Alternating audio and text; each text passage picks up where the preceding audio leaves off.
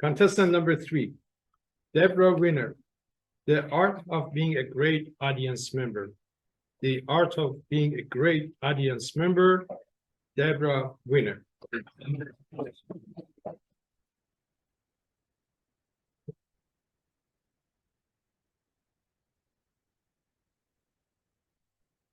As we embark on this journey today together, I wanted to invite you to not just be an ordinary spectator, but think about creating a synergy between the speaker and yourselves to create an extraordinary experience today. The art of being a great audience member comes with responsibilities. Most people think, well, I'm just here to relax and enjoy whatever I hear. Just sit here like a chump and do nothing.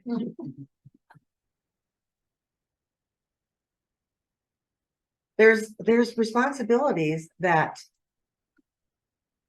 you have to create energy that's flowing between yourselves and the speaker. And your energy does affect what happens in the room. It creates an experience that we all can remember. And it also inspires the looks on your faces that you have when the speaker or the performer is speaking can inspire the speaker or deflate the speaker. So you do have an active role in being an audience member. Without a speaker, what's the audience there for? Without an audience, the speaker's just speaking to themselves. So it's really a fun experience if we think about it, that we're really here to collaborate and join together and create an experience that everybody will remember as being really a great experience, hopefully. There's 3 tips I wanted to share with you today about being a great audience member. Now, one of them is active listening. Active listening, sometimes people say, well, that's just a conversation between 2 people. But it's also about being present and focused.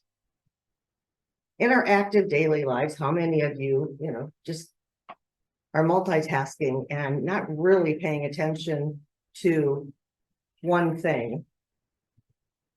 It works sometimes when we're working, but it really doesn't work when you're an audience member. The audience members have responsibilities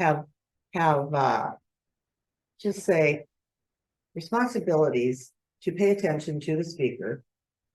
Some examples are, have you ever had someone say to you, well, how are you today? And as you're talking and you're going to say how you are today, they're walking away. Now, there was a time in my life I actually thought they really wanted to hear what I had to say. But I've learned it's just a formality of saying hello or goodbye. Or an experience where you were talking to someone about your great vacation or some great restaurant you went to. And again, you can tell they're not listening because they're on their cell phone and you feel like you're invisible. Like, why am I here? So the speaker can really, it's really the same thing. If you are doing things, and I forgot my props at the table, but that's okay. If you happen to bring your lunch to the performance, sometimes if you're wrapping that paper and squishing it together, it creates a distraction for everyone. Or there's been times when I've been in a theater and there's been young people that are rowdy and they're just dropping their bottles on the floor and it's rolling down the hill and it's just disruptive for everyone. So if you can really be present, not thinking about anything else, and focused on the speaker, it does create the synergy that flows throughout the room, because everything is that energy, and our energies affect the person next to you or anybody in the room. And just being focused and present can create a ripple effect throughout the whole room. Tip number 2 is rules, the rules of being an audience member. And we talked about our phones at the beginning. It's really important that people silence their phones, and better yet, just turn them off so that you can, again, do your job and create a beautiful experience for the speaker and yourself. There's a couple examples of people not taking care of their physical and mental, emotional needs before they come into performance. Things like, make sure you go to the restroom before the speaker starts. Make sure you take that Xanax so we don't have any Will Smith moments.